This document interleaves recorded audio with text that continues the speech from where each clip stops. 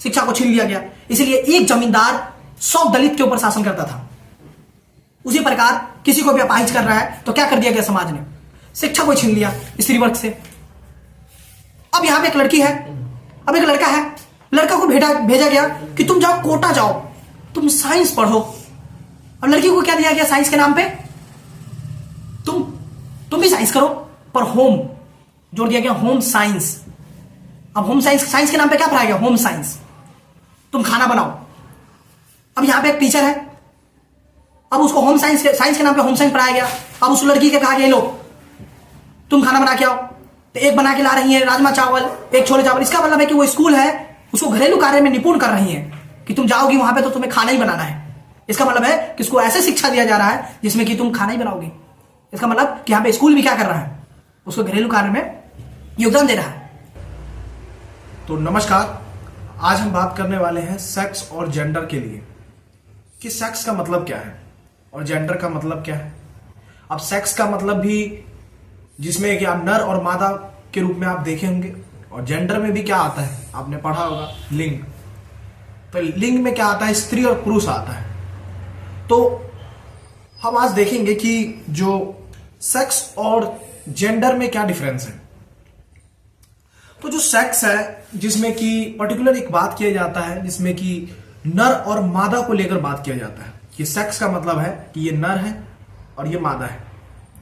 तो असल में जब कोई जो मेल है उसको नर कहा जाता है और फीमेल को मादा कहा जाता है। ऐसे ही वो चाहे पशु में हो या किसी जीव में हो या किसी सामाजिक प्राणी में हो, अगर वो मेल है तो वो एक नर है और एक फीमेल है तो क्या है, वो मादा है। जब एक बच्चा, कोई भी बच्चा अगर जन्म लेता है तो वो सिर्फ एक नर और मादा होता है। बट समाज के द्वारा जब वो कुछ बच्चा बड़ा होता है तो वो एक स्त्री या लड़का या लड़की में चेंजेस आ जाता है, फिर आता है स्त्री और पुरुष में चेंजेस आ जाता है। तो इसमें जो सेक्स था नर और मादा, और जैसे ही तो कुछ बड़ा होता है, कुछ समय बाद बड़ा होता है, तो उसमें क्या आ जाता है कि वो एक स्त्री है और एक पुरुष है। तो इसी तरह देखा जाता है कि क्या कुछ अंतर है सेक्स और जेंडर को लेकर। तो इसके ऊपर हम कुछ बातें करेंगे। तो चलिए देखते हैं कुछ अंशों को। तो जो सेक्स है जिसमें क्या है कि बताया गया कि जो जिसमें नर और मादा का बोध होता हो उसे सेक्स कहते हैं। सिंपल सी बात है। जिसमें अब जो नर और मादा असल में जो सेक्स के आधार पर इसको दो एक वर्गों में डाला गया और जेंडर के वर्गों में जिसमें स्त्री और पुरुषों को डाला गया। तो क्या स्त्री पुरुष जन्मजात रूप से वो स्त्री और पुरुष है, जिस तरह जो सेक्स के आधार पर जो स्त्री जो नर है और मादा है वो जन्मजात है। तो उसी प्रकार हम आज देखेंगे कि क्या जो जेंडर है, जो स्त्री और पुरुष है, वो असल में जन्मजात रूप से मिला हुआ है या उसे मानव निर्मित किया गया है। इसी पर हम आज कुछ बातें करेंगे। तो इन्हीं के आधार पर अगर हम देखेंगे तो जो जेंडर में पाया गया, जिसमें कि सेक्स में तो पाया गया कि नर और मादा है, जिसमें अलग अलग डिफरेंस देखने को मिलता है। हालांकि अगर आप देखा जाए तो नर और मादा में जो शारीरिक स्ट्रक्चर है सब कुछ बिल्कुल समान होता है। सिर्फ जो यौन स्ट्रक्चर है, जो प्रजनन की जो क्षमता देने वाली जो वस्तु जो अंग है, वो सिर्फ एक डिफरेंस पाया गया। हालांकि जो प्रकृति रूप से जो पाया गया नर और मादा में जो शारीरिक चीज है वो इक्वली होता है, बिल्कुल इक्वल। तो इसी प्रकार देखा गया कि जो जेंडर है क्या वो उसी प्रकार जैसे प्रकृति रूप से नर और मादा बनाया गया, क्या जेंडर भी वही प्राकृतिक है। तो हम इनको तर्क के आधार पर हम देखते हैं कि क्या इस सही है या ये गलत है। इसके ऊपर तो हम देखेंगे कि स्त्री और पुरुष में कि जो स्त्री है तो समाज में देखा गया कि एक स्त्री है वो जब कुछ बड़ी होती है, जैसे 8 साल, फिर 12 साल, फिर 15 साल, फिर 20 साल, फिर 21 साल, तो उसमें धीरे धीरे मादा की जो संख्या है वो जो संज्ञा है वो घट जाती है और स्त्री की संज्ञा बढ़ती है। अब कुछ एग्जाम्पलों में देखेंगे कि असल में जो जीव जो जंतु है, जितने भी जानवर है, अगर शेर है तो उसे नर कहा जाता है, अगर वो शेरनी है तो उसे मादा कहा जाता है। तो अगर जो एक बकरी है और एक उसका जो नर है, जो बकरा है उसे नर कहा गया और जो बकरी है उसे मादा कहा गया। तो क्यों जब बकरी है जो जन्म लेता है तो जब छोटा होता है तब भी वो नर होता है, बकरा जो होता है, अब बकरी होते हैं वो भी मादा होता है। तो क्यों जब बकरा और बकरी दोनों बढ़ता है तो क्यों उसको हम स्त्री और पुरुष नहीं कहते? क्यों जब शेर और शेरनी जब बड़ा होता है तो उसको हम स्त्री पुरुष नहीं कहते? क्यों जब भेड़ और भेड़िया जब बड़ा होता है तो उसको हम स्त्री पुरुष नहीं कहते? क्यों कुत्ते और उसकी जो कई ऐसे जो स्त्री है, जो नर मादा है, उनको क्यों हम उनको स्त्री और पुरुष नहीं कहते? सिर्फ मानव में क्यों हम कहते हैं कि वो स्त्री है वो पुरुष है? तो इन आधारों पर हम देखेंगे कि क्या जो स्त्री पुरुष है मानव निर्मित है या प्राकृतिक रूप से। तो समाज ने देखा कि कुछ प्राकृतिक रूप से कुछ इनमें गुण में चेंजेस आया, फिर उसके आधार पर वो स्त्री पुरुष इस विभाजन करते हैं, उसको वर्गों में डालते हैं। स्त्रियों में देखा गया कि इसमें भावनाएं बहुत ज्यादा होती हैं, जबकि पुरुषों में देखा गया कि इनमें तर्क बहुत ज्यादा होता है। तो कहा कि जो भावनाएं ज्यादा है तो इसमें स्त्री वर्ग में इसको डाल देते हैं क्योंकि ये स्त्री है। तो अब एक स्त्री में भावनाएं ज्यादा होती हैं और एक पुरुष में तर्क ज्यादा होता है। अब कहा गया कि जिसमें भावनाएं ज्यादा है, जो भावुक है, तो उसको स्त्री वर्ग में डालना है, वो स्त्री है क्योंकि वो प्राकृतिक रूप से उनको मिला है भावनाएं, तो स्त्री वर्ग में डाला गया। हालांकि ऐसा कोई जानवरों में नहीं देखा गया कि उसके अंदर भावनाएं बहुत ज्यादा होती हैं और उसमें जो नर है, जो शेर है, वो तर्कवान है, इसलिए उसको स्त्री पुरुष नहीं कहते। और मानवों में जो एक स्त्री है वो भावुक है और ये तर्कवान है, इसलिए इसको पुरुष कहा गया और इसको स्त्री कहा गया। दूसरी चीज देखा गया कि जो महिलाओं के अंदर, जो स्त्रियों के अंदर, कि इनके अंदर क्या है, कोमलता ज्यादा है। तो कहा गया कि जो जन्मजात रूप से कोमलता है, स्त्रियों में कोमलता पाया जाता है, जबकि जो पुरुष है उसके अंदर क्या पाया जाता है, कठोरता है, वो मजबूती है, साहसी है, जबकि उसके अंदर क्या है, कोमलता है। तो कहा गया जो कोमलता है स्त्रियों के अंदर तो उसको स्त्री वर्ग में डाला जाए, इसलिए कि जन्मजात रूप से जो कोमलता है उसको मिला है, हर एक स्त्री के अंदर कोमलता पाया जाता है, तो वो इसलिए स्त्री वर्ग में डाला गया। अब पुरुषों के अंदर कहा गया ये साहसी होते हैं जन्म रूप से, तो कहा गया कि ये पुरुष है। अब ऐसे ही देखा गया कि जो प्रवाह करने की जो गुण है, जो स्त्रियों में प्रवाह करने का गुण है, वो स्त्रियों में ज्यादा है, जबकि पुरुषों में बहुत कम है, क्योंकि जन्म रूप से उसको प्रवाह करने की चिंता। आपने अक्सर देखा होगा कि जो महिलाओं यानी मां जो होती है बहुत परवाह करती है अपने बेटे की, बहुत प्यार करती है, इसलिए उसको एक स्त्री वर्ग में डाला गया।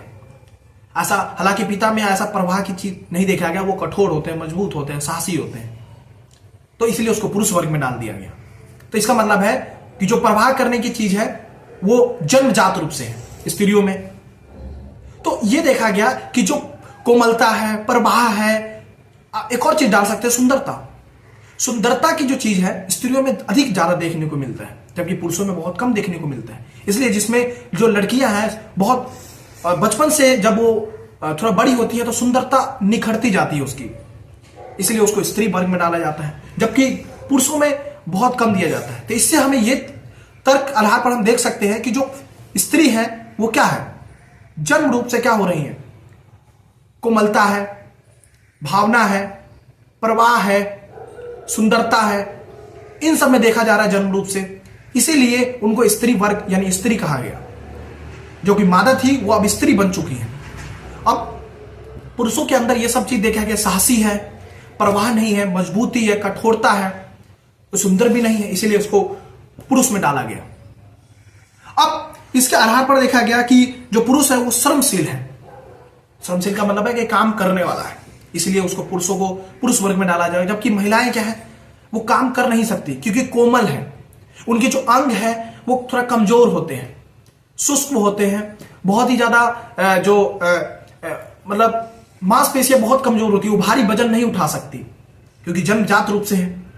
जबकि पुरुषों में देखा गया कि श्रमशील है, बहुत ज्यादा मेहनत कर सकता है, बहुत ज्यादा कोई भारी चीज उठा सकता है, उसकी मांसपेशियां बहुत मजबूत होती हैं, इसलिए उसको पुरुषों में डाला गया। एक पुरुषों का हाथ देखा जाए तो बहुत ज्यादा टाइट होता है, मांसपेशियों जिसमें बहुत मसल्स होता है, जबकि एक स्त्रियों में देखा जाए तो कोई बॉडी वॉडी नहीं होती, मसल्स नहीं होता। तो कहा गया कि इसका मतलब ये स्त्री है और ये पुरुष है। अब इस पुरुषों में और देखा गया कि पुरुषों में विवेकशील अधिक होते हैं, जबकि महिलाओं में विवेक नहीं होती। उन्हें पता नहीं होता अच्छा और बुरा क्या है, जबकि पुरुषों को पता है कि अच्छा भला बुरा क्या है। जबकि स्त्रियों में देखा गया कि भावनाएं हैं। अगर किसी भी स्त्रियों के साथ, अक्सर कोई लड़की है उनके साथ क्या होता है, अगर कोई रोने वाला अगर फिल्म देख ले तो उसे रोना आ जाए। एक दो स्त्रियों में देखा गया कि अगर कोई फिल्म देख ले, एक फिल्म है सनम तेरी कसम, उसमें एक हीरो है, हीरोइन है, उन दोनों के बीच में ऐसा प्रेम प्रसंग होता है जिसमें एंड में जाते हैं तो बहुत रोना आता है। तो यहां पे एक पुरुष देख रहा है तो उसको उतना फर्क नहीं पड़ता, और एक ये चीज है कि एक स्त्री है वो भावनाओं में बह रही है। अब उस भावना में बहने के कारण उसको ये नहीं पता है कि गलत क्या है क्या सही है, जबकि पुरुष को पता है ये प्यार वार कोई ज्यादा मायने नहीं रखता है। इसलिए जब तो पैसे हैं, जो पैसे धन दौलत जितने, इन सब में ज्यादातर पुरुषों को ज्यादा देखा गया है, जबकि स्त्रियों में शक्ति, पैसा, पावर, सत्ता, इनमें बहुत कम मात्रा देखी गई है। इसीलिए उनको डाला गया कि स्त्री है और ये पुरुष है। ऐसे बहुत सारे डिफरेंस है जो कहा जाता है कि प्राकृतिक रूप से उनको मिला हुआ है। तो इसे हम कह सकते हैं कि हाँ, ये जो प्राकृतिक रूप से इनको मिला है तो ये स्त्री है और ये पुरुषों में विभाजन कर दिया गया। दो तत्व है, दो वर्ग का तत्व है, जो इस पुरुष बनाता है, कोई स्त्री बनाता है। तो इन सारे बिंदुओं को अगर देखें तो इसमें इन सब बिंदुओं को देखते हुए हमें पता चला कि जो इन सभी को तत्वों में विभाजन करने वाले जो है वो प्राकृतिक रूप से ऐसा पाया जा रहा है। जबकि हम कुछ विवेक देखा जाए तो विवेक की मात्रा में हम, जैसे हमने बात किया, नियम मानने वाला कौन है तो पुरुष में आ रहा है, जबकि स्त्रियों में ज्यादा नियम मानने वाला में नहीं देखा जाता है कि नहीं हम पढ़ लेते हैं कि हम ये करके दिखाएंगे, हम सत्ता को बदल देंगे, ऐसा नहीं है। जबकि पुरुषों में ऐसा देखा गया ज्यादा, इसलिए इसको पुरुषों में डाला गया। तो ये सब हम तर्कों में हम देखें तो ये प्रकृति रूप से देखा गया कि उनमें सुंदरता, भावना, प्रवाह करने की चीज, ये सब सामाजिक तौर पर उनको जन्म के आधार पर देखा गया, जन्म के आधार पर मिला, इसलिए वो स्त्री है और ये पुरुष है। तो एक अगर नजर से देखा जाए तो हम इन सारे बातों को दिए तो प्रकृति रूप से बहुत आपको सत्य लग रहा होगा, बिल्कुल, क्योंकि आपने अक्सर, आप भी होंगे इसी में, आपने ज्यादातर सुंदरता को महत्व देते होंगे। लड़की तो बहुत सुंदर होती है, लड़की बहुत कोमल होती है, लड़कियों का जो अंग है वो बहुत स्थूल, कमजोर, क्योंकि जब तक वो हड्डी नहीं दिखेगी तब तक वो सुंदरता नहीं आता है। कई ऐसे जो स्त्री है वो कम खाना इसलिए खाती है ताकि उसको यहां की हड्डियां दिखे और काफी खूबसूरत दिखे, सिंपल सी बात। वो डाइटिंग पे चलती है क्योंकि उसको कम दिखने से, शरीर के अंदर कम मांसपेशियां होने से अगर वो मोटी नजर आएगी तो क्या होगा, लोग कहेंगे बहुत बेकार है, सुंदर नहीं है, ये स्त्री के सम्मान के काबिल नहीं है। इसलिए वो बहुत ज्यादा सुंदर दिखने के लिए, अपने आप को सम्मान पाने के लिए क्या करती है, वो डाइट पे आती है। तो क्या ये प्रकृति रूप से प्रदान है? तो इन सारे चीजों को हम देखेंगे आगे और तर्क के आधार पर देखेंगे कि क्या ये जेंडर में पाया गया कि स्त्री या पुरुष है वो प्राकृतिक है, तर्क के आधार पर हम साबित करने का प्रयास कर रहे हैं। ये सब चीज आता है कहां पे, अगर ऐसा बनाया गया तो स्त्री और पुरुष बनाने वाला कहा था पितृसत्तात्मक। पितृसत्तात्मक क्या है, जहां स्त्री पुरुष के साथ नर और मादा तो पहले पैदा हुआ पर उसको धीरे धीरे बना दिया गया एक स्त्री और पुरुष में। आइए थोड़ा सा हम बात कर लेते हैं कि जो एक परिवार है जिसमें कि हम बात कर सकते हैं कि जिसमें एक और जिसमें जिस तरह प्रकृति रूप से प्रधान है, पर अगर हम बात करें कि जो नियम है, जो कोमलता है, प्रवाह है, क्या वाकई ये साइंटिफिक है? तो अगर हम ये देखेंगे तो एक तरफ हम एक एग्जाम्पल को लेके चलते हैं। हालांकि ये एग्जाम्पल जो हम लेके चलेंगे इसमें आपको सीखने को मिलेगा कि मान लीजिए कि एक परिवार है, एक परिवार के एक नए नए शादी हुआ। अब शादी हुआ तो उसके दो बच्चे हुए। अब एक लड़का एक लड़की है। अब एक लड़का एक लड़की पैदा हुआ। अब एक लड़का एक लड़की पैदा होता है तो नर और मादा होता है। अब ये नहीं कहेंगे ये स्त्री है पुरुष है, नर और मादा है। अब जैसे ही 3 साल का होता है तो 3 साल में आता है तो जैसे कि हम क्या देखते हैं, हम उनको क्या बोलते हैं, सबसे पहले कहेंगे same same same same same same, आप कपड़े नहीं पहने हो। तो हम अब उस नर मादा में सांस्कृतिक रूप से हम जोड़ रहे हैं कि अब ये स्त्री है, अब ये पुरुष बनने के लिए पहला प्रवाचक है सेम सेम, तुम कपड़ा नहीं पहने हो। अब लड़के को लगने लगा, छोटा बच्चा को, यार कि ये बार बार जब भी हम कपड़ा नहीं पहनते हैं तो कहता है कि सेम सेम, जरूर कुछ ना कुछ तो बात है। अब परिवार जो है सांस्कृतिक रूप से उसको जोड़ा जा रहा है। कि अगर कपड़ा नहीं पहनोगे पूरी तरह तो आपको बहुत गलत कहेंगे, सेम सेम। तो ऐसे ही देखा गया, जब वो 3 साल से लड़का है वो 5 साल 7 साल का होती है, तो 7 साल में जब 5 साल का होता है तो लड़कियों को बाल रखने के लिए बोला जाता है। अब लड़का है वो भी कह रहा है कि बहन है वो बाल रखने के लिए बोल रही है तो हमारा भी बाल रखो। तो इसके आधार पर देखा गया कि जो लड़की है, लड़का भी चाहता है कि वो भी बाल बहुत बड़ा रखे, वो भी बाल अपना बड़ा रखे, और पर उसको बार बार उसको बाल कटवा दिया जाता है, और उसको बार बार बाल कटवाने के कारण वो रो रहा है। हालांकि दोनों तो इक्वल ही है, वो दोनों इक्वल है, अपना काम करो, दोनों इक्वल ही है। अब लड़का है और लड़की है, दोनों के बीच में क्या हो रहा है? दोनों के बीच में क्या हो रहा है? क्या रहे हम दोनों तो समान पैदा हुए थे, पर एक का बाल रखवाया जा रहा है और एक का बाल कटवाया जा रहा है। तो एक सांस्कृतिक तौर पर जोर दिया गया कि लड़की है तो उसकी बाल बड़े होनी चाहिए। अब लड़के की बाल बार बार कटवा दिया जाता है। अब थोड़ा और बड़ा होता है, अब लड़का चाहता है कि मुझे भी बाल रखना है, पर कहा जाए कि नहीं। अब थोड़ा सा और बड़ा होता है, 7-8 साल का होता है तो एक और डाल दिया जाता है। लड़की को कान और नाक में छेद दिया जाता है, बहुत डर लगता है उसको, बहुत ज्यादा दर्द भी होता है उसको, और डर भी लगता है कि अरे और भी ये है। पर सांस्कृतिक रूप से कर दिया गया इसके लगाने से, कान में डालने से, इससे डालने से आप सुंदर दिखोगी। अब एक वो करवाते हो तो आप थोड़ा कम सुंदर लगती हो, अब 2 करवाना है तो बहुत ज्यादा आप सुंदर लगोगी। तो एक सांस्कृतिक तौर पे और जोर दिया गया। तो इससे ये पता चला कि अब ये लड़की है, अब ये नर मादा से अब लड़की बन गई, अब लड़की से अब क्या बनने जा रही है? स्त्री। अब थोड़ी और बड़ी हुई, अब इनमें देखा गया कि भाई अब बाहर घूम नहीं सकते, लड़कियों को रोका गया कि अब तुम बड़ी हो गई हो, आप घूम नहीं सकते। यहां तक कि अब लड़का है वो घूम सकता है। अब लड़का थोड़ा सा वही बड़ा हो रहा है, इसके बीच में ही अब इसमें सामान और वस्तु में अगर वो जाता है उसका पापा कि ये बताइए कि बोला कि हमको खिलौना चाहिए, तो दुकानदार पूछता है कि खिलौना लड़का है लड़की है? तो लड़का है लड़की है, तो ये देखा है कि जो लड़का है पूछता है कि लड़की है तो लड़की के लिए क्या दिया जाता है? जैसे खाना बनाने से संबंधित गैस या चूल्हा जैसे खिलौने दिए जाते हैं, और लड़का के लिए बंदूक दिया जाता है, तलवार दिया जाता है कि लो। अब लड़की है, अब पूरे दिन क्या करती है? उसी पर बना के सबको चाय पिलाती है घर में। तो इसका मतलब है कि उसको सांस्कृतिक तौर पे बचपन से जोड़ दिया गया कि तुम घरेलू में निपुण हो जाओगी, यानी घरेलू कार्य में आप सक्सेस हो जाओगी, सफलतापूर्वक आप निकल जाओगे। तो यहां बचपन से इसको सिखाया गया। लड़का है उठाए गोली लेके मारते जा रहा है, कहा जा रहा है कि अब देखो बहुत ज्यादा हम ताकतवर है, साहसी हैं। अब वो बचपन से क्या हो रहा है, उसको बनाया गया।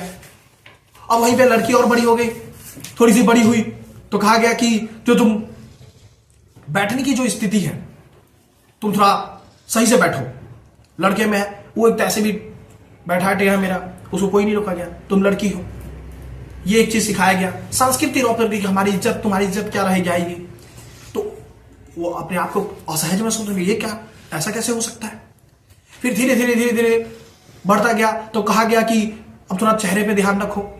अब यहां पे समाज में एक और देखा गया कि लड़की थोड़ी बड़ी हो जाती है तो समाज में देखा जाता है कि मान लीजिए कि 2 बेटी है, अब एक बेटी थोड़ा सुंदर कम है और एक सुंदर ज्यादा है, तो कहा गया कि हम मुझे तो चिंता इस सब है, इससे कम है कि बहुत सुंदर कम है, इसको दहेज ज्यादा देना पड़ जाएगा।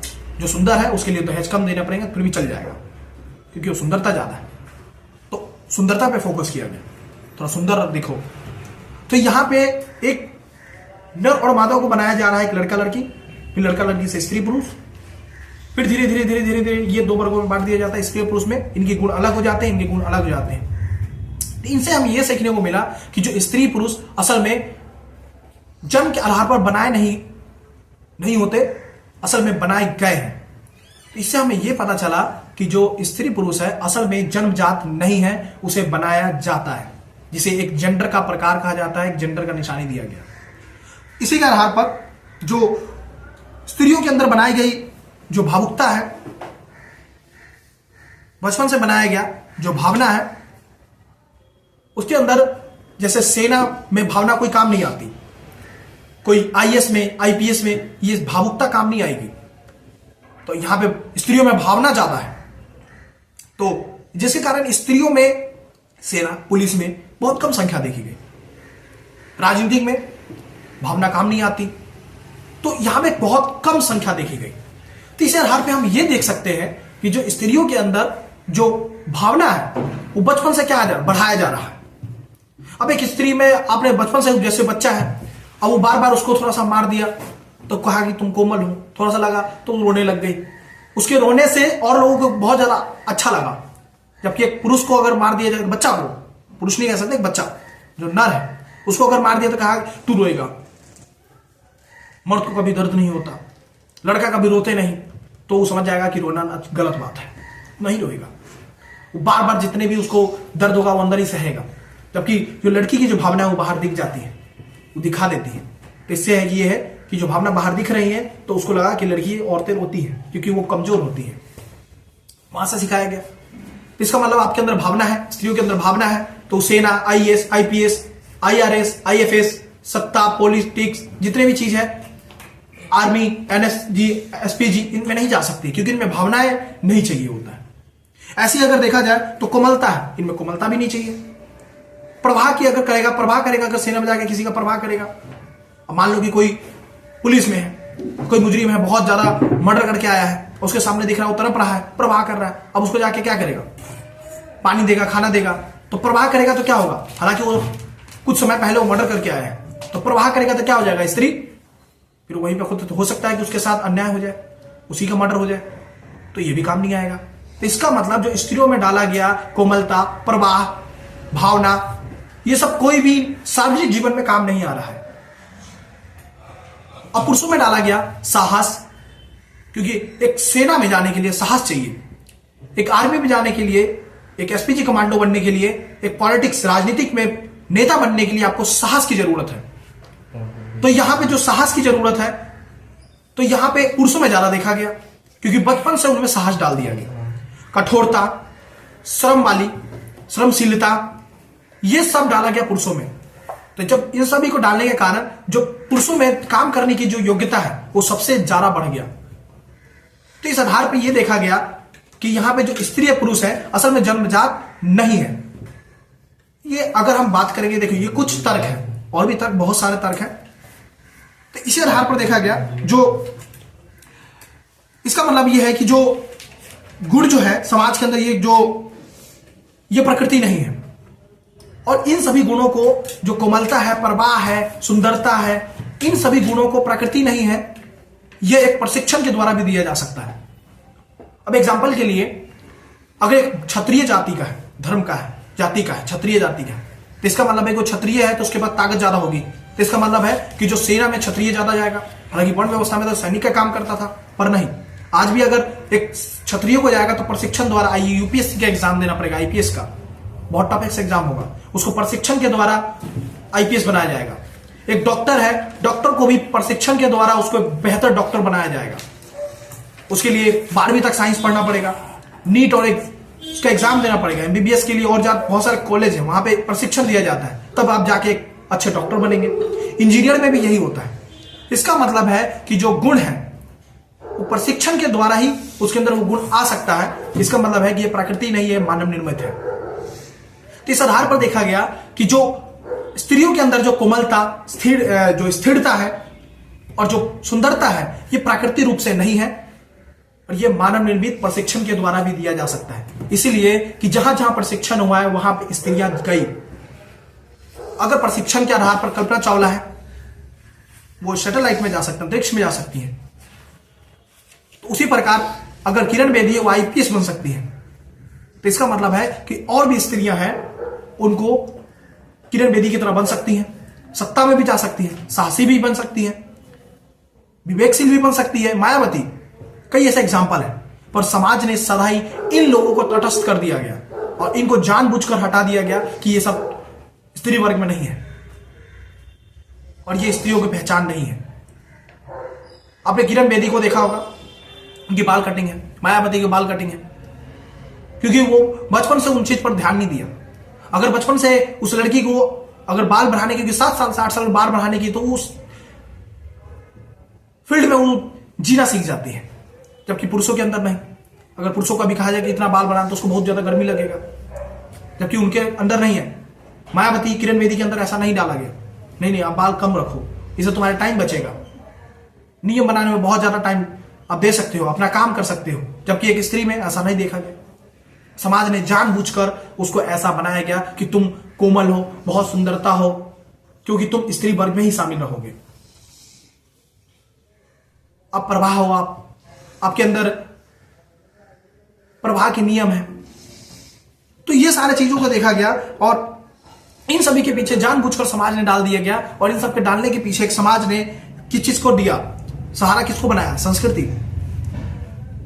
जब बच्चा जन्म लिया तो संस्कृति रूप से थोपा गया कि हमारी संस्कृति में लड़की की है उसका बाल बड़ा होना चाहिए, उसके कान और नाक छेदे होने चाहिए, जबकि लड़के को नहीं। परिवार में कहा गया कि हमारे परिवार में तो ऐसी लड़कियां ऐसे रहती हैं और इसके उस परिवार में का पता नहीं। हमारे परिवार में लड़कियां जींस नहीं पहन सकती। हमारी परिवार परंपराओं को लेकर चलती हैं, रूढ़िवादी किस्म की है। तो यहां पे है कि एक स्त्री को बनाने में सबसे बड़ा योगदान परिवार का रहा, दूसरा संस्कृति का रहा, और तीसरा कि परवरिश नैतिकता के आधार पर देखा गया कि क्या नैतिक है और क्या अनैतिक के आधार पर। तो इन सारे अधिकारों को देखा गया कि जिसकी वजह से मादा जो है स्त्री बन जाती है, जिसमें संस्कृति शामिल होती है, जिसके अंदर परिवार शामिल होता है, जिसके अंदर एक समाज और समाज के कुछ नियम शामिल होता है, जहां पे एक मादा स्त्री बन जाती है। और स्त्रियों में सदा ही प्रजनन करने की यही समाज कह दिया जाता है कि तुम स्त्री तब बन जाओगे जब प्रजनन करने की शक्ति बढ़ जाएगा। अब एग्जाम्पल के लिए हमारे समाज में जो पहले जन्म नहीं देती थी उसको बांझ की उपाधि दे दिया कि बांझ हो तुम मां नहीं बन सकती, तो उसको सम्मान गिर जाता था। और एक प्रजनन करने की शक्ति बढ़ रही है स्त्रियों में, तो सम्मान के काबिल हो। अब आज के समाज में क्या है, प्रजनन में भी ये कहा है कि तुम लड़का पैदा करोगी तभी तुम्हें सम्मान मिलेगा। अब किसी लड़की का शादी हुआ, मिस्त्री बनी, अब असल में वो लड़की को पैदा किया तो सम्मान गिर गया, क्योंकि हमारा समाज पुरुष प्रधान है। अभी मैंने बोला कि पितृसत्तात्मक द्वारा ही बनाया गया ये सारे नियम है। तो इसीलिए कि जो बनाया गया पितृसत्तात्मक, इसका मतलब ये है कि जो जितने भी चीज चाहिए उसको पुरुष ही चाहिए। और यहां पे एक दूसरी स्त्री को जो सुंदर भी है तो उसकी भी विवाह हो जाती है, प्रजनन भी हो गया, दूसरा घरेलू काम में। तो इस आधार पर देखा गया कि जो समाज है के अंदर जो है स्त्री एक मादा है वो स्त्री बन जाती है, और जब पैदा होती है तो उसके अंदर लज्जा कोमलता नहीं होती। हालांकि जब पैदा होता है तो उसके अंदर लज्जा वज्जा कोई नहीं होता है, क्योंकि बचपन से बताया गया कि कपड़ा पहनना है सेम सेम सेम सेम। तो ये सारे चीजों को देखा गया। तो बहुत सारे ऐसा चीज है जिसमें कि संस्कृति के तौर पर बताया गया कि जो समाज में कि जैसे सिमोन, इसका द सेकंड सेक्स एक बुक है जिसमें भी आपको पढ़ने को मिलेगा कि जिसमें कि स्त्री और पुरुषों के बीच में कितना विभेद है। और समाज में सांस्कृतिक रूप से देखा गया कि एक लड़की है, अब यहां पे पारिवारिक तौर पे देख लीजिए, एक लड़की है वो छत पर गई, और एक लड़का है वो भी छत पे जाता है, बेटा है वो जाता है तो सभी को देख के मुस्कुराता है, तो सब कहता है वो भी मुस्कुराते हैं।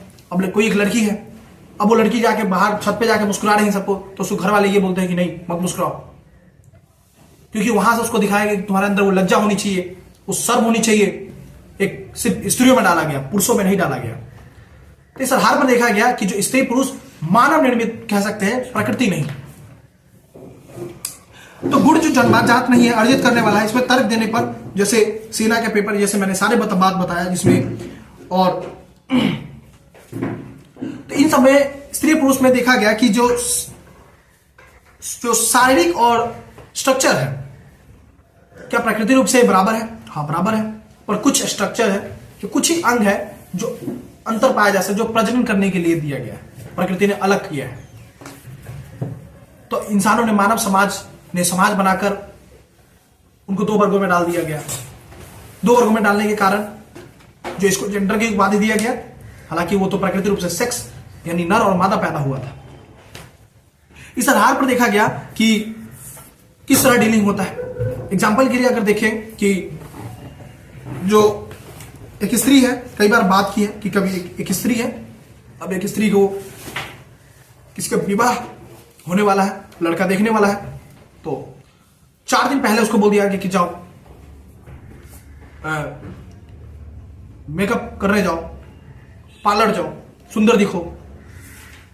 तो 4 दिन पहले वो सुंदर होने जाती है, जबकि ये नहीं बोलेगा कि तुम थोड़ा पढ़ लो, 4 साल पहले पढ़ लो, अपनी शक्ति बनाओ, पैसा कमाओ, खूब बनाओ। इन पे ध्यान नहीं दिया गया। क्योंकि यहां पे क्या है, उसका पिता भी है, वो पुरुष प्रधान है, पुरुष है, इसलिए उस स्त्रियों के प्रति उनको उतना भागीदारी नहीं है, जिम्मेदारी नहीं है। तो इस आधार पर देखा गया कि जो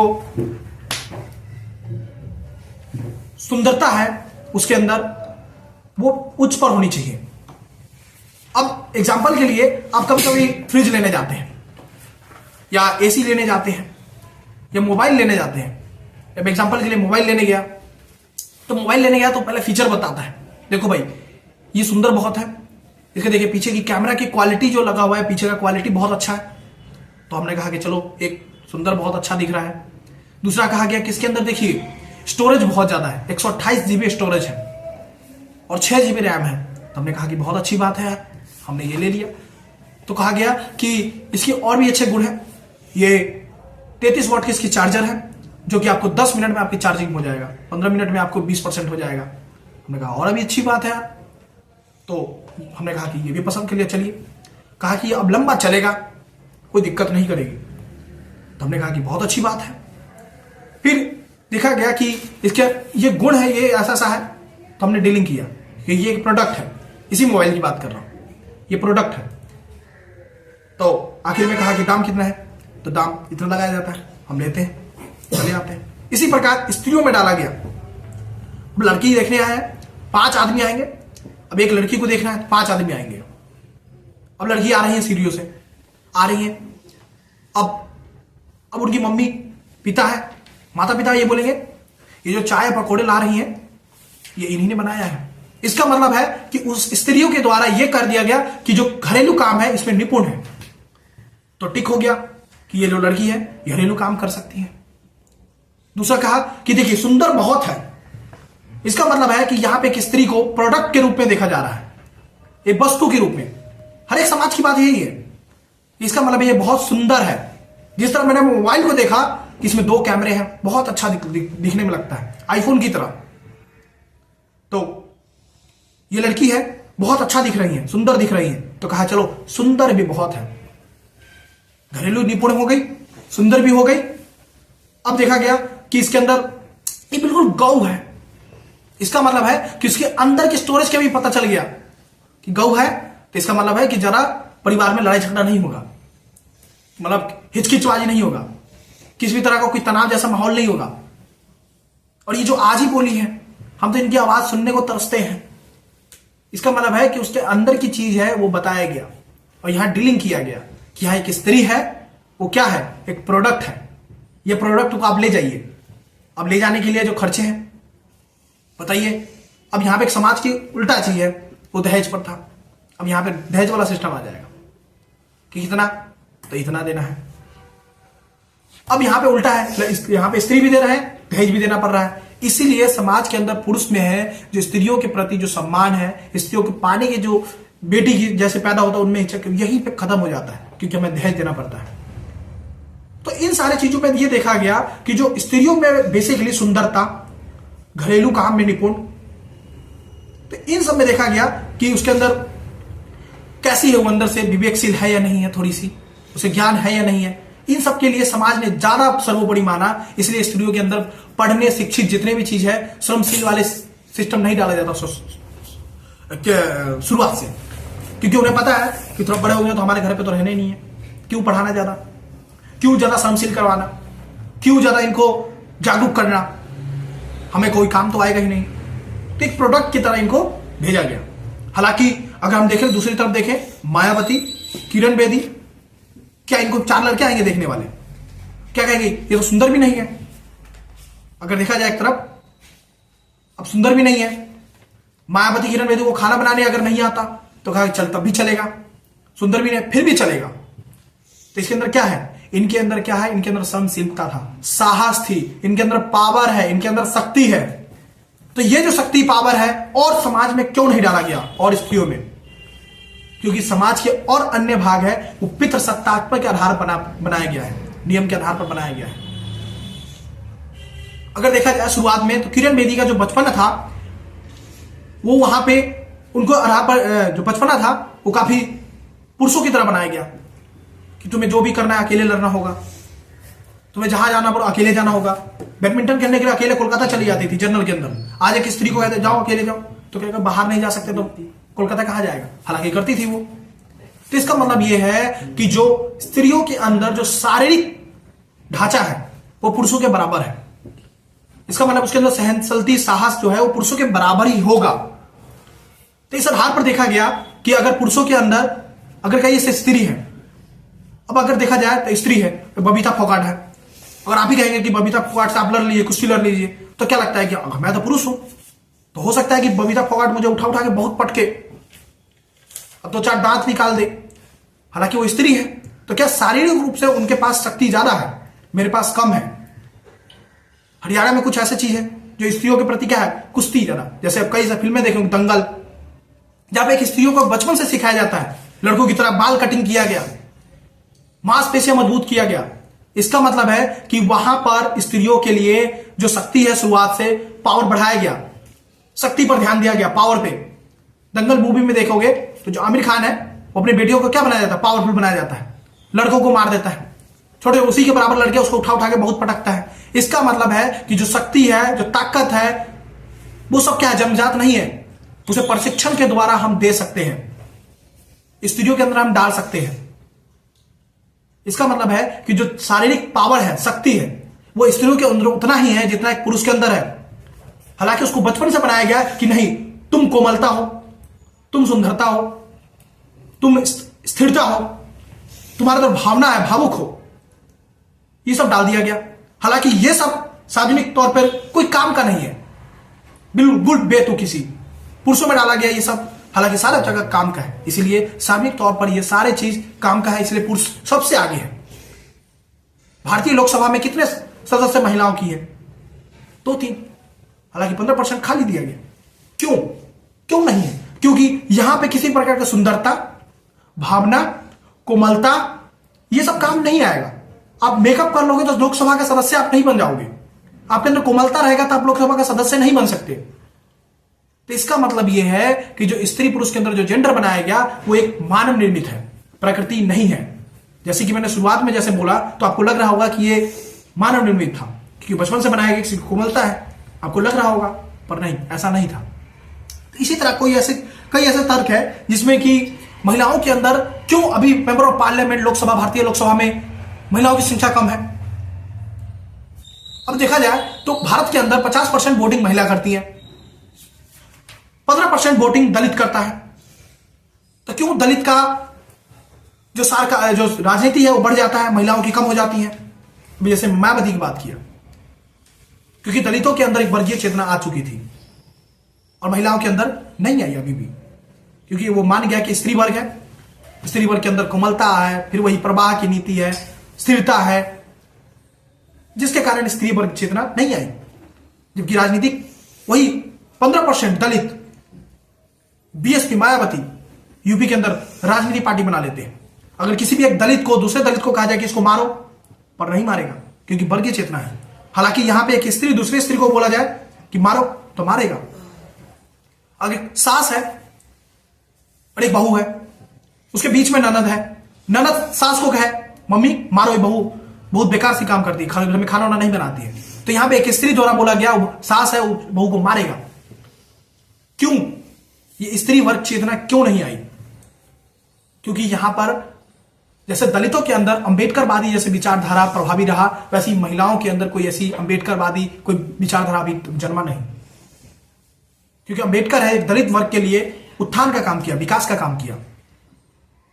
इसीलिए जब जब पितृसत्तात्मक रहेगा, जहां पे लड़कियों के अंदर, स्त्रियों के अंदर अगर वही चीज आ रहा है, हालांकि लड़की कहना चाहिए, मादा कहना चाहिए, हालांकि वो मानव है, वो तर्क दे सकती है, सोच सकती है, इसलिए उसको लड़की कहा गया, स्त्री कहा गया।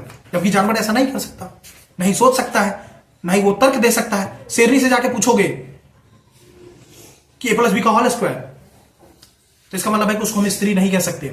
अगर एक स्त्री से जाके पूछोगे a+b का होल स्क्वायर तो बता देगा a का स्क्वायर प्लस b का स्क्वायर प्लस 2ab। इसका मतलब है कि उसको हम स्त्री कह सकते हैं, वो तर्क दे सकता है। तो इस आधार पर देखा गया कि जो नियम है, कानून है, ये बनाने वाला कौन है? इंसान है। हालांकि अगर साइंटिफिक तौर पर देखा गया प्रकृति रूप से, अगर गुरुत्वाकर्षण के बल का नियम पढ़ेंगे कि जब भी कोई वस्तु को ऊपर फेंकते तो नीचे की ओर गिरेगा, यानी एक लॉ बन गया, एक नियम बन गया ये प्राकृतिक रूप से इसको कह सकते हैं कि हां, किसी भी वस्तु को अगर हम ऊपर फेंकेंगे कुछ निश्चित दूरी के बाद वो फिर पृथ्वी की ओर गति करेगा। इसका मतलब है कि यहां पे न्यूटन का लॉ काम कर रहा है, तो इसका मतलब वो लॉ चेंज नहीं होने वाला। इसी प्रकार अगर स्त्रियों के अंदर ये गुण डाला गया, ये चेंज हो सकता है, ये प्रकृति नहीं है। तो इस आधार पर देखा गया कि जो स्त्रियों के अंदर वर्गीय चेतना नहीं आई, दलितों के अंदर आ चुकी है, जो कि समाज में और भी देखने को मिला। जैसे कि एक जमींदार है, ग्रामीण क्षेत्र में एक जमींदार है, तो वहां पे 100 दलित हैं। जिस तरह एक दलितों के साथ शोषण होता था, महिलाओं के साथ तो हो ही रहा। एक जमींदार है, 100 दलितों के ऊपर शासन करता था, क्योंकि उन 100 दलितों के बीच में शिक्षा को छीन लिया। उसे पता नहीं कि अधिकार क्या होता है। सांस्कृतिक रूप से थोपा गया, तुम तो शूद्र हो, तुम नीचे ही रहोगे, तुम्हारा काम ही है सेवा करना, तुम्हारा काम ही है मानव का मल मूत्र निकालना। तो ये सब देखा गया कि सांस्कृतिक रूप से शिक्षा को छीन लिया गया। इसलिए एक जमींदार 100 दलित के ऊपर शासन करता था। उसी प्रकार किसी को भी अपाहिज कर रहा है तो क्या कर दिया गया समाज ने, शिक्षा को छीन लिया स्त्री वर्ग से। अब यहां पे एक लड़की है, अब एक लड़का है, लड़का को भेजा गया कि तुम जाओ कोटा जाओ, तुम साइंस पढ़ो। अब लड़की को क्या दिया गया साइंस के नाम पे, तुम भी साइंस करो, पर होम जोड़ दिया गया, होम साइंस। अब होम साइंस के नाम पे क्या पढ़ाया गया, होम साइंस, तुम खाना बनाओ। अब यहां पे एक टीचर है, अब उसको होम साइंस के नाम पे होम साइंस पढ़ाया गया। अब उस लड़की के कहा गया, लो तुम खाना बना के आओ, तो एक बना के ला रही है राजमा चावल, एक छोले चावल। इसका मतलब है कि वो स्कूल है, उसको घरेलू कार्य में निपुण कर रही है कि तुम जाओगी वहां पे तो तुम्हें खाना ही बनाना है। इसका मतलब है कि उसको ऐसे शिक्षा दिया जा रहा है जिसमें कि तुम खाना ही बनाओगी। इसका मतलब कि यहां पे स्कूल भी क्या कर रहा है, उसको घरेलू कार्य में योगदान दे रहा है। कितने स्कूल में लड़का को कहा जाए कि तुम खाना बनाओ, नहीं कहा गया। इसका मतलब है कि जो हमारी शिक्षा व्यवस्था है वो पितृसत्तात्मक तौर पे चल रहा है। और लड़का के लिए क्या है, साइंस है, तुम ग्रेविटी का लॉ पढ़ो, तुम फिजिक्स का लॉ पढ़ो, तुम केमिस्ट्री के लॉ पढ़ो, रसायन विज्ञान पढ़ो, जबकि इसमें तुम खाना बनाओ।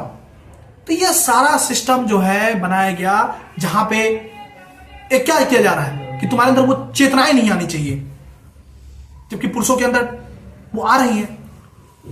शिक्षा दिया जा रहा है हाई लेवल का, सोचने की शक्ति बढ़े, और स्त्रियों के अंदर अलग ही चेतना है।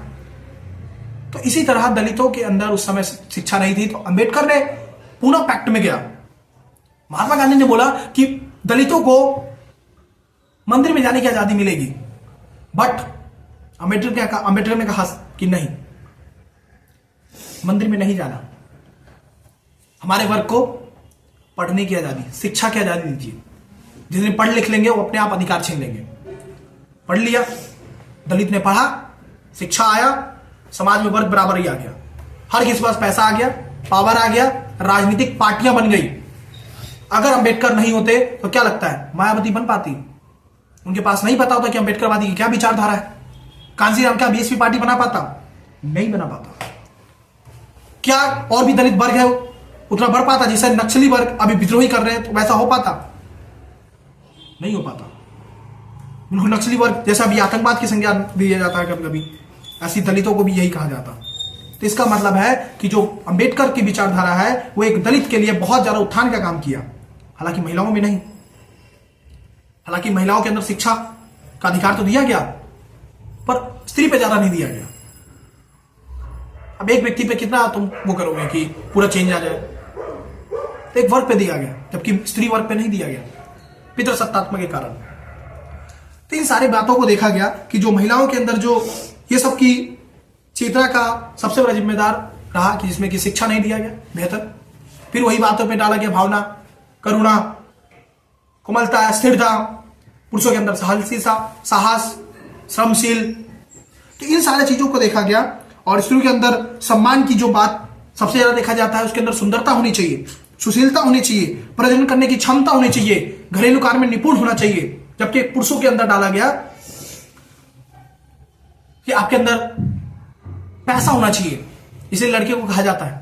बार बार इंस्टाग्राम पे रील चलती है कि लड़की को छोड़ पैसा कमा, अगर तुम्हारे पास पैसा है तो बहुत सारा लड़की आएगा।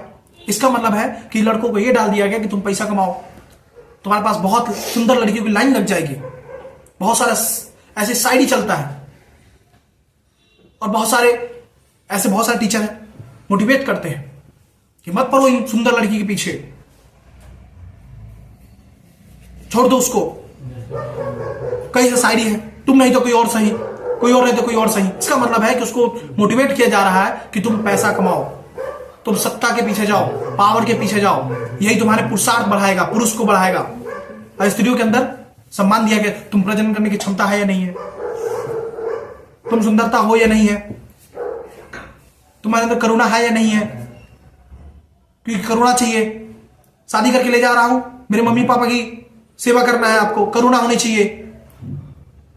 यहां पे वो शक्ति पकावन काम नहीं आएगा, मेरे मम्मी पापा को शक्ति चाहिए नहीं। इन सारी व्यवस्थाओं को देखा गया, जिसके कारण एक बनाया गया कि स्त्री एक पुरुष है और पुरुष एक स्त्री है, ये बनी नहीं रहा। ऐसी प्रेमचंद कहा कि अगर स्त्री का गुण पुरुषों में आ जाए तो बुद्ध बन जाएगा। सिंपल सी बात है, अगर पुरुषों के अंदर एक स्त्री का गुण आ जाए तो बुद्ध बन जाएगा, शांति, करुणा। अगर स्त्री के अंदर पुरुष का गुण आ जाए तो उसके अंदर क्या आएगा, शक्ति, उत्तेजना। अब बहुत सारे हैं, किरण बेदी, मायावती, इन सारे व्यवस्थाओं को देखा गया। तो जो बनाने वाला, मैं बिल्कुल तटस्थ होने की बात रहते हुए मैं इनको दोनों को तर्क के आधार पर मैं कुछ पेश करने का प्रयास किया। तो अभी तो शुरुआत है, देखिए जैसे जैसे इन बातों को हम अगर धीरे धीरे क्या होगा, इसी आधार पर देखा गया कि महिलाओं के अंदर क्या है, शुरुआत से सुंदरता बढ़ती है, 25 के बाद क्या होगी, सुंदरता कम हो जाएगी। पर हमारा क्या है, मैं तुम्हें बता रहा हूं कुछ। अब जैसे जैसे मेरी एज बढ़ेगी तो यहां पे क्या किया जा रहा है, मेरे बोलने की कला, मेरे ऐसे पढ़ाने बताने की कला और निखरती जाएगी। इसका मतलब है कि एक पुरुष है, वो जैसे जैसे बोलेगा पढ़ाएगा तो मेरी उम्र के साथ क्या होगा, निखार आता जाएगा पढ़ाने में, मेरे शब्दों में, मेरे वाणी में, मेरे भाव में। तो इसका मतलब है कि मेरी मांग और बढ़ती जाएगी। और जैसे स्त्रियों के अंदर सुंदरता तो शुरुआत में है, पर एक समय बाद कम होगा तो उसकी मांग कम हो जाएगी। इसका मतलब है कि जो उनको स्त्रियों में डाला गया जितने भी गुण हैं वो एक है, सीमित है, सीमित समय के लिए है, जो कि कोई काम का नहीं है सामूहिक तौर पर। जबकि एक पुरुषों के अंदर जो गुण देखा गया, अभी मैं एग्जाम्पल के लिए देख लो, इसका मतलब है कि मेरी मांग बढ़ती जाएगी क्योंकि मैंने शुरुआत की है। हो सकता है कि मैं कुछ गड़बड़ कर रहा हूं, अभी मेरी थोड़ी सी मजाक हो सकता है कि मैं अभी थोड़ा सा कुछ बताने में असमर्थ हूं, मैं उतना अच्छा बेहतर से पेशकश नहीं किया हूं, हो सकता है कि मैं फेल हूं, हो सकता है कि मुझे सम्मान ना मिले, पर मुझे इससे कोई फर्क नहीं पड़ता। इसका मतलब है कि मेरे अंदर सहनशीलता है, मेरे अंदर साहस है, इसलिए मुझे कोई फर्क नहीं पड़ता। इसका मतलब है कि आज गलती कर रहा हूं तो कल सीखूंगा। इसका मतलब ये साहस मुझे बार बार रग में ताकत दे रहा है, मोटिवेशन कर रहा है। इसका मतलब है कि मेरी मांग और बढ़ेगी, जबकि स्त्रियों के अंदर नहीं।